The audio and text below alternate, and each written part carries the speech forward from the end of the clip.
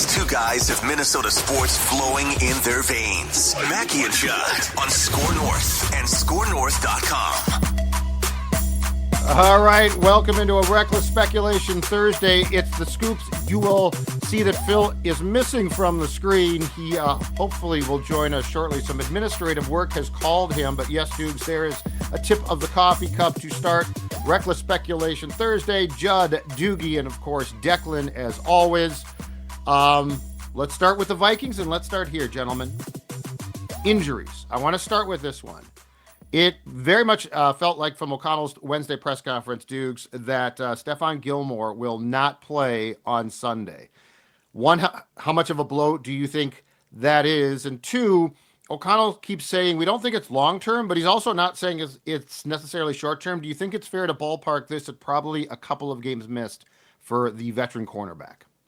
Well, minimum one. By the way, happy Reckless Speculation Thursday. Good to see you, Judd. Good to see you, Declan. Yes, I don't anticipate Gilmore playing on Sunday against Atlanta. Will he play against the Bears 8 days later? To be determined, but I guess I would not be shocked if the next time we see him is perhaps either the December 22nd game in Seattle or even the December 29th game against Green Bay. When I say we being Channel 5, we're at a charity event with Gilmore on Tuesday. Some of the buzz there was that this is going to take some time. They did add Kelvin Joseph to the practice squad.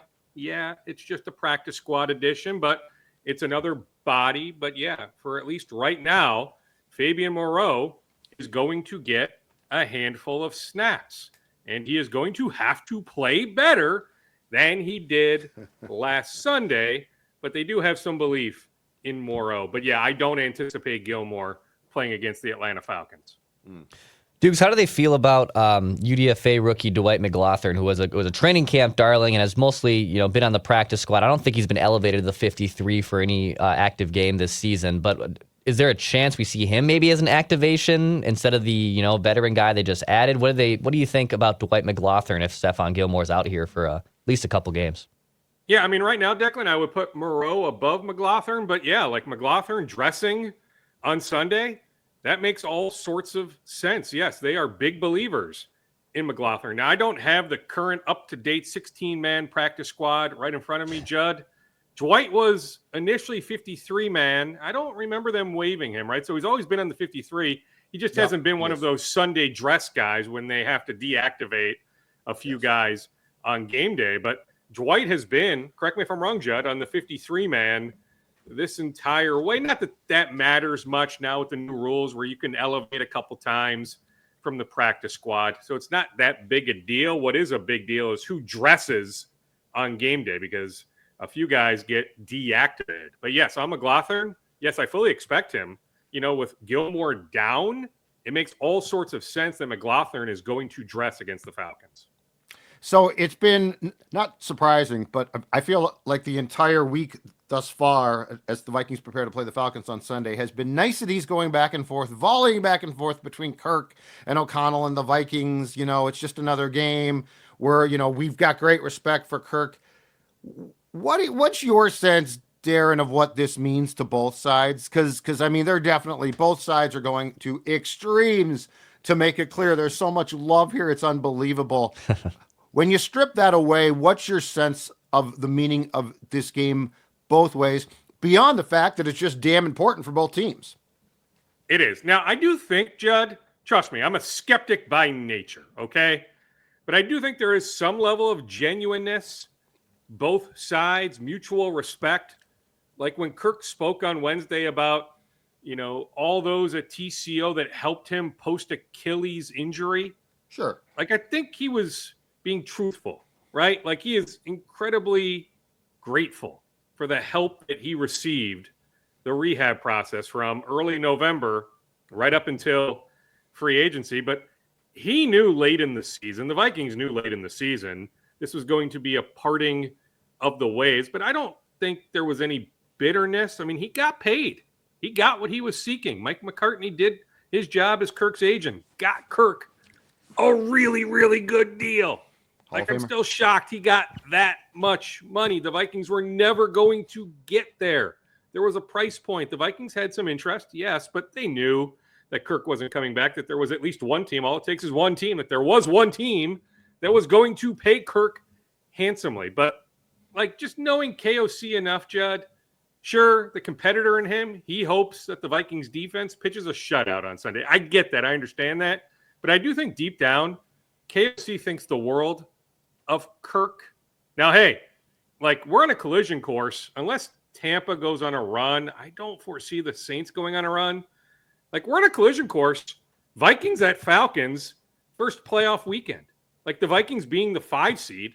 Like, Judd, they could finish 15-2. I don't think they finished 15-2, but there is a scenario where they finish 15-2 and they are not the number 1 seed or the 2 seed. They are the 5 seed having to open on the road. I think the NFC West winner is going to have a better record than the NFC South winner. So I think the NFC South winner is going to be the 4 seed. Right now, I think it will be the Atlanta Falcons. Right now, I think the Vikings are going to be the 5 seed. So I think Sunday, in many ways, is just setting up for early January, first round NFL playoffs, Vikings-Falcons. That's when it'll ramp up big time. I believe I saw the note. I think it was an early 2000s Titans team that won 13 games, and that was the highest wild card team that had to go on the road in terms of win total. So I think 13 wins for the Vikings is tracking to be a potential thing, to Doogie's point. Doogs, what do you think the reception for Kirk we get? I know Kirk talked about it yesterday at the podium in Atlanta, saying, it's a hostile environment.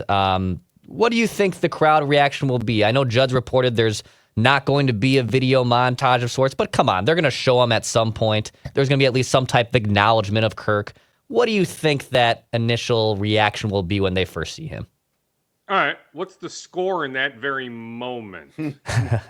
I think like the exact game circumstance might matter. I do think, call me nuts, I do think he'll get a decent round of applause. I don't think it's going to be overwhelming boos, but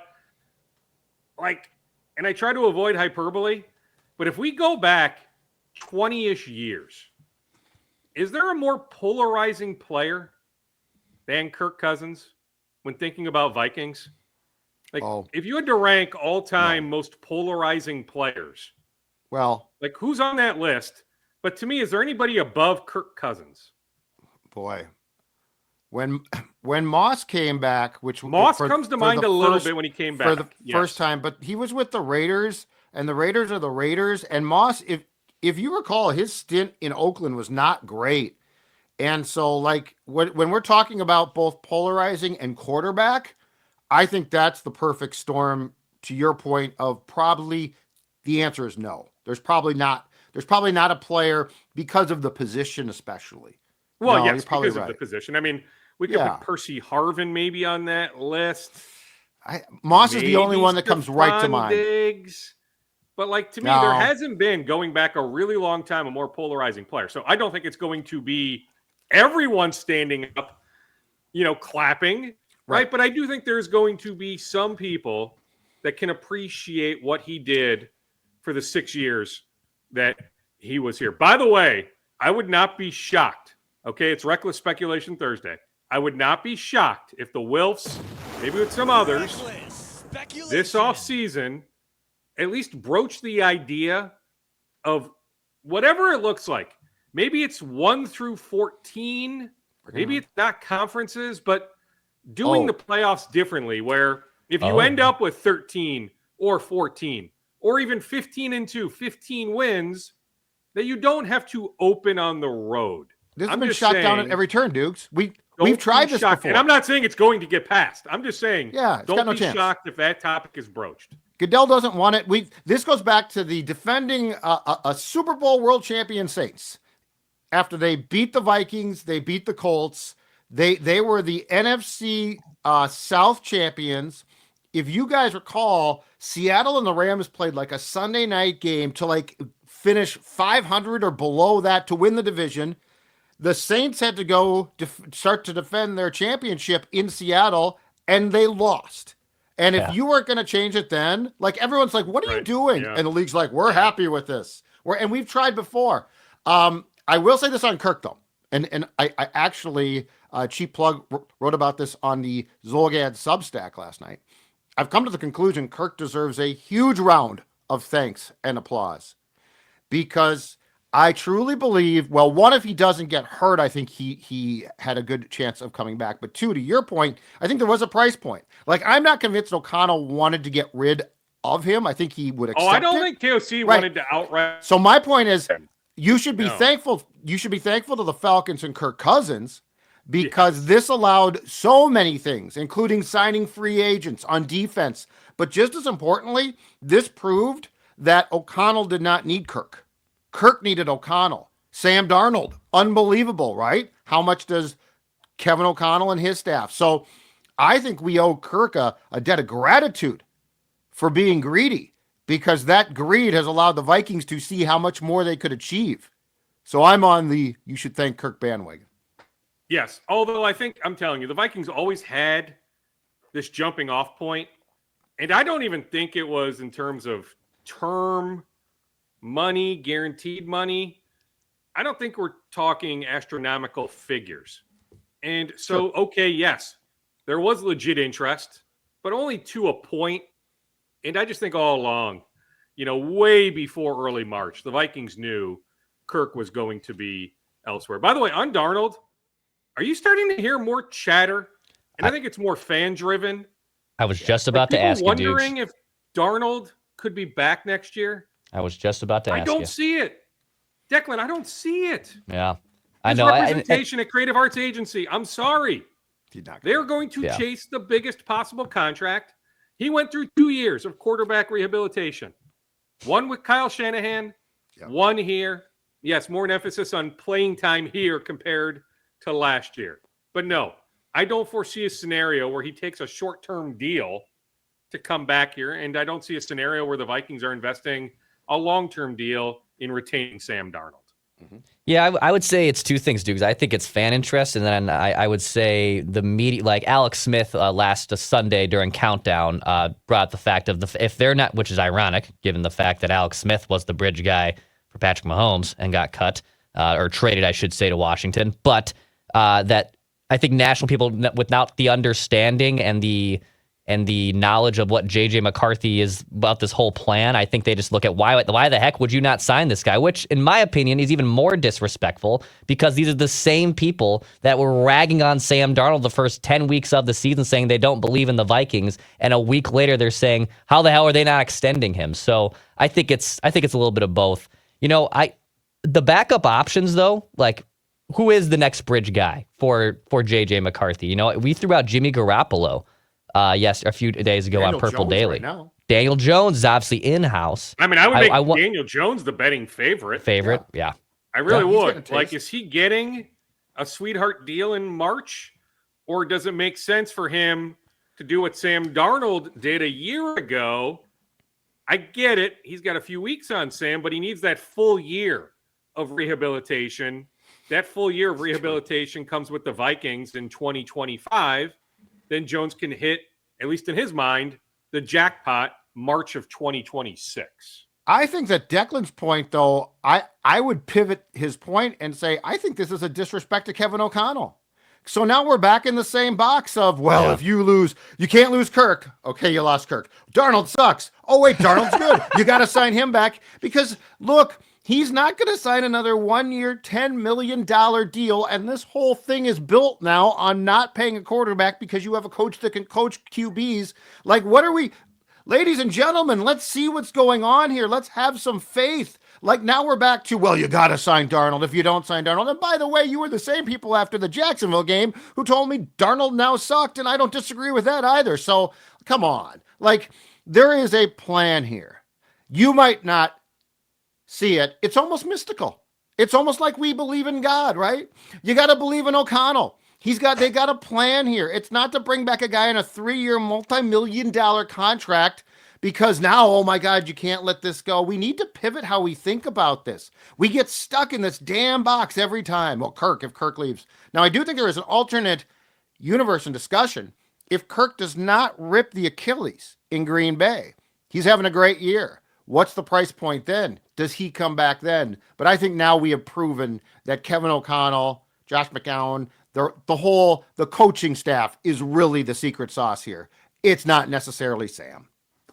Oh, absolutely. Amen. Now, if he doesn't tear the Achilles, how does last year end up?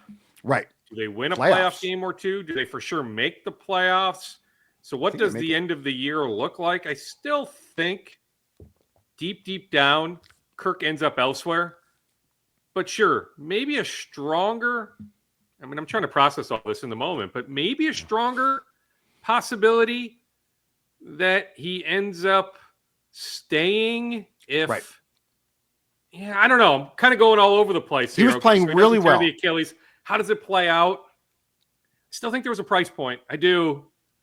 In a belief internally that they can make a few guys work, that they weren't going to completely break the bank on Cousins. But I want to know how the year would have finished.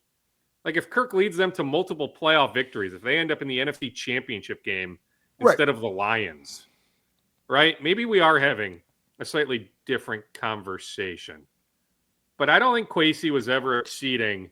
Now, maybe that price point, which it ended up being, I don't have the exact figures, but okay, you know, he wins 2 playoff games. That price point would have gone up. They would have acknowledged, okay, like we need to go higher than we wanted to, but still don't know if he would have been back. Stronger chance one way or another, but I still don't know if I ever really saw him coming back. And you think about like moving forward, Judd, like the money they're going to need to invest in the cornerback position. Correct. Cam Bynum is a free agent. Yeah, I think there's going to be interest. Like I look at what Green Bay paid McKinney. I'm not saying Bynum is going to get that exact contract, but like if you want to pay Cam, that's going to be expensive. Byron Murphy Jr. Right now I would bet on Cam being elsewhere, but I'm just saying like you're going to have some dialogue there. The running back position, you know, at least one guard spot. Like you still have some holes on this roster. Byron Murphy Jr., Doogie. Sam. Yeah, Byron Murphy Jr. Absolutely. He's got 5 picks right now. He's had a great year. Great year. Wolves Scoops are next, but first, a quick shout out to the exclusive personal injury law firm of the Scoop session of Score North, and that, of course, is our friends at Nicolay Law. Nicolay Law knows that when you or a loved one gets injured, you know what? Ordinary life, it can come to a stop and things can get complicated. During that time, the insurance companies are likely to pressure you. They don't care if you get better. They don't care if your bills are piling up.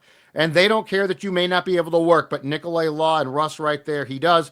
Seen every play in the insurance company playbooks. They're going to make sure that you come out a winner. So if you've been injured, get Minnesota's local award-winning injury lawyers. Get Nicolay. Start your path to winning at nicolaylaw.com or give them a call, 1-855-NICOLAY. All right, the Wolves beat the Clippers barely last Friday. They beat the tired on a back-to-back Lakers on Monday, and then last night are up by as many as 41 points against the Clippers in the new Intuit Dome.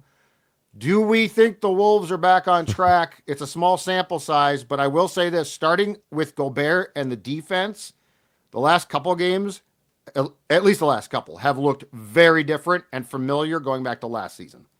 Yes. So, like, we can debate what exactly back on track truly means, but super encouraging. I mean, you know, this isn't going out on a limb. That was their best performance of the season last night. Okay, through 21 games, you are over 500, trying to work in 2 new guys. Like, I don't think they thought 21 games in, they would be 17-4. So, you know, maybe they thought 12 or 13, maybe 14 wins. So they're not far off, I think, from maybe preseason projections, but they knew it would take some time. How active, how good was Rudy Gobert last night? How great was that play early in the game? Like 3rd or 4th possession, Amir Coffey, happy for Amir, Hopkins High School, Gophers. He's going to hit the jackpot to some extent. Already did on a nice deal, making close to $4 million a year, but free agent next summer. I think he's going to get another nice contract, going from undrafted to where he is. Super happy for Amir. But how good was that play? Amir makes a pass, Gobert plays the pass lane, steal, dribbling it up court, then the no-look pass to Jaden McDaniels. Yep. Rudy Gobert looks incredibly engaged, more so now than he did a few weeks ago on the defensive end. I mean, remember that game in Portland? He did not have a block. And it's not all on him. He's covering for Julius Randle, others often. So I'm not suggesting this is all on Gobert. But Rudy, to date, has not been the same player this year that we saw last year. Well, guess what? Last night, he was that player we saw last year. So, yes, they are in a pretty good spot. Hey, and they don't need to apologize for this. Greg Farnham and their training and medical staff do a really good job. Plus, there's some luck involved. But you think about the Clippers last night. Norman Powell, out. Kevin Porter Jr., out. Terrence Mann, out. You play the Lakers the other night. Austin Reeves, out. Heck, you lose to Sacramento last week, but DeMar DeRozan, out. You go up and down the rosters of the teams they've played through 21. The Wolves have had the roster advantage often. Now, I get it. Mike Conley Jr. has missed games. We knew that.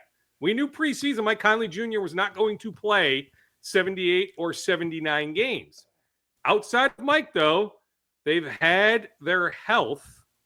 And I'm telling you, you go up and down those rosters, go back any number of games. The Phoenix game, KD sat out that game, right? Didn't Bradley Beal also sit out that game? I'm just saying, go up and down the list of the opponents they faced. They have had an advantage roster-wise. They don't need to apologize for that. And I'm telling you, the Clippers could have had all those guys last night. I still think the Wolves last night were winning that game. I will also add on the Wolves, there's been some national chatter, just, people playing with the trade machine. Is there a trade out there for Julius Randle? And hey, it may eventually get to that point, but I can just tell you from what I can gather, the Wolves are not actively looking right now to trade anyone. So that's Julius Randle. That's Dante DiVincenzo. They're going to play this thing out for a bit. But hey, keep in mind, one of the reasons they traded Cat was to ensure that Naz Reid will be here long term. Naz Reid has a player option for next season. He is going to opt out of the player option, so he is going to hit the open market. But the idea is he will sign a new contract that will pay him very handsomely here in Minnesota. So the idea is Naz Reid is here long term. I don't know. I can't tell you right now that the plan is for Julius Randle to be here long term. But in the moment, and I get it, it's fun, right? Concoct a scenario where Julius Randle ends up in Toronto, or concoct a scenario where Julius ends up with the Brooklyn Nets. It's really fun, right? It's fun fodder, right? We can have it right now here on Reckless Speculation Thursday. But I'm just telling you, the reality is the Wolves are not entertaining that idea this current moment. All right, this is a safe space. Just throwing this out there. Reckless speculation. So you mentioned Randall and Dante's contract as potential trade chips. I'm just throwing this out there. It's a safe space for reckless speculation. I don't think this would happen at the deadline. I think this is more maybe even an off-season things. But I just want to give myself cover one more time. Reckless speculation. Give myself cover twice. Dukes, how tradable is Jaden McDaniels' contract? So he, as I believe, he's in the year of his max deal. He's making 23 this year. Goes up to 24 next, but its highest will be at 30 and 28, 29. Like, McDaniels has kind of gotten off to a weird start. Again, I'm not saying that this is someone you trade at the deadline, but is this a tradable contract? Is this something that if they were to continue to maneuver their salary cap and pay Naz Reid, is this someone that they actually could move on from? Is this a tradable asset in your mind, like maybe this summer or down the road sometime? Absolutely a tradable asset, yes. Young enough, intriguing enough. Now, I get it. We've thought for a while there's more to his offensive game. We've yet to see it. Now, I wish the Wolves called more plays for him, but that's just not their MO. I do believe there's more to his offensive game, but I don't know if we'll ever see it with this current concoction, the way the roster is made up. Like, just with the way they have things, I don't know if we're ever going to see a Jaden McDaniels offensive explosion. It could happen elsewhere. I just don't know if it's going to happen here, at least with this roster makeup.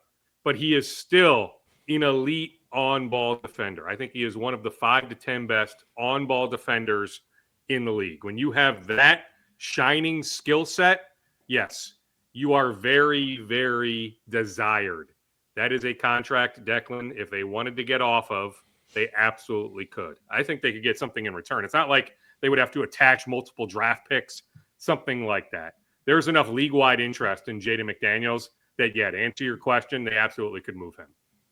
Are you buying the I don't know, report is too strong. Are you buying the speculation and potentially reckless, but potentially informed of former Cleveland Indians star second baseman Carlos Baerga that the Twins might be interested in and or flat out behind the scenes shopping his buddy, I would guess, Carlos Correa? I've not heard of, quote, shopping. Open-minded, though? Yes. So Derek Falvey, everyone else in that Twins front office, it's business as usual for the winter meetings. They head down to Dallas this weekend. Things really ramp up Monday, but even Sunday night. So, yeah, could this be a talker next Tuesday when we have this conversation? The heart of the winter meetings? I wouldn't be all that shocked. Now, I think one domino that needs to fall would be Juan Soto not going back to New York. And so the Yankees have that much more financial flexibility. I get it. It's the Yankees. They should have all the flexibility they want, but they're still mindful enough. And so if they end up investing $625 million on Soto, are they ready to assume that Carlos Correa contract? So I pause on that. But if Juan Soto chooses, or the Mets, or even the Blue Jays, I don't think he's going to Toronto. I actually think he's going to end up back with the Yankees, but I don't think anybody truly knows. We just think we'll have a decision here very, very soon on Juan Soto. But if he doesn't end up back with the Yankees, I'll be paying more attention to that very scenario. But in this moment, I'm not quite there yet, because the Yankees could also just look at the free agent market instead of even giving up a light asset, because it would be more about the Twins dumping the contract. But instead of working out a trade, and I do think Carlos, by the way, would be open-minded. If everything gets out and the Twins make it very, very clear to Carlos, we want to do this, I don't think Carlos is going to put up the stop sign with his no trade power. All right. But that is a hurdle in all of this. But whether it's Adames, Alex Bregman, like there's enough good players on the market if we're talking middle infield types, with Bregman open-minded to a move to second base. You know, do they re-sign Gleyber Torres? Right? I mean, I don't know where things stand on that front with the Yankees. But yes, do I think it's a nothing story, Judd? Especially here on Reckless Speculation Thursday? No, I don't think it's a nothing story. It's at least somewhat on my radar, but I need to know where Juan Soto goes first. Dukes, golden at bat, your thoughts? Don't like it. Call me a traditionalist. I mean, I'm willing to listen, but no, I like the drama of, you know, random guy off the bench that a lot of casual fans don't even know being in a position to play hero. I like the strategy. Now, you could argue there's strategy when to use the golden at bat. I haven't even read all the specifics, Declan, so you can lay that out to me. Is it just the ninth inning, or is it the final 3 innings? Or you could be anytime. First inning, you could be like, anytime. You go hit again. Okay, so I get it. I guess there's some strategical thoughts with that, but I still like the way it is right now, that you just don't know who can be the hero of the game. So right now, fully admit, need to do a little bit deeper dive on it, Declan, but right now, I go no on that rule. Scoop bag, sir. Clear it out before we go. Well, we can continue on the baseball front. Joe Ryan, with that shoulder injury, ahead of schedule with his rehab. So he'll be fine by the start of spring training, but even before the start of spring training. Remember Twins pitching prospect Matt Canarino? Speaking of injuries, it's been about 2 years of constant injuries. I am told in this moment, he is 100%. He feels great. It looks like he's on the 40-man roster. It looks like he is destined for the bullpen. But don't forget that name, Matt Canarino. And I get it. It's been one injury after another. It's almost like it's inevitable there's going to be another injury. It's unfortunate. He's a good dude. Had a chance to chat with him a couple times. Really like Matt. But in this moment, here on December 5th, he is feeling great. And it looks like, not 100%, but looks like right now signs point to him ending up in the bullpen. I will tell you, based off late last night, a couple text messages I got, the Vultures are circling Ben Johnson. And I feel for Ben. Like, you cultivate Pharrell Payne, then Pharrell Payne gets paid at Texas A&M, and heck, he's barely playing at times. You end up cultivating him anyways. Elijah Hawkins, yeah, he was somewhere before you, but elevated his game with you. Elijah publicly announces in early April, I'm coming back. Then 2 weeks later, an agent brokers a deal. He ends up at Texas Tech. And so if we're talking about Nico Medved or Tim Miles or Tom Crean, those would be names I would put on any Gophers basketball coaching list. There's some others, but those would be the three. Nico Medved, number one. I'm just saying, until the NIL situation with the men's basketball program changes, Yes, I just don't know who is winning here. And hey, Ben still hasn't had his full arsenal. Like, if Mike Mitchell Jr., we saw Mike Mitchell Jr. have a good game last night. If he doesn't miss the games that he missed, like, I think they beat Wichita. They probably beat North Texas. And so we're not sitting here with the Gophers 6-4. But the way things are right now, Tyler Cochran's still multiple weeks out, the Toledo transfer. Like, I don't know. What do you put the over-under Big Ten win total at? 4? 3.5? I mean, there's a reason why they were picked to finish 18th out of 18 games. But I know the Vultures are starting to get out there, that they're circling a little bit, just wondering when the end is coming for Ben Johnson. All right, Dukes. Appreciate it. One more? Of course. That's Cody the tradition. Lindenberg, Gophers linebacker. He could come back from Anoka. Cody could come back for another year with the Gophers, but look for him to go pro. He should go pro. Sure. And I fully expect him to go pro. Okay. Great stuff, Dukes. Thank you. Thank you, boys. Doogie. Take it easy. You got it. Appreciate it. We'll talk to Dukes next Tuesday. You guys will talk to Dukes next Tuesday and Thursday. I'll have some reckless speculation from Maui. Maybe we'll see what we can dig up there. Sports hotbed, Maui. Yep, huge sports bed. Ross Brent already asked me, "Am I going to go see the rainbows?" I don't even know if they're on the Maui Island, and I, regardless, said no. Ross, that will not. No, you're not going to. That will not be on my. No, that will not be on my radar. Hit the like button, subscribe button. Purple Daily. It's a Thursday. We'll have also a bonus flagrant howls. Appreciate everyone listening and watching. We'll be talking at you soon.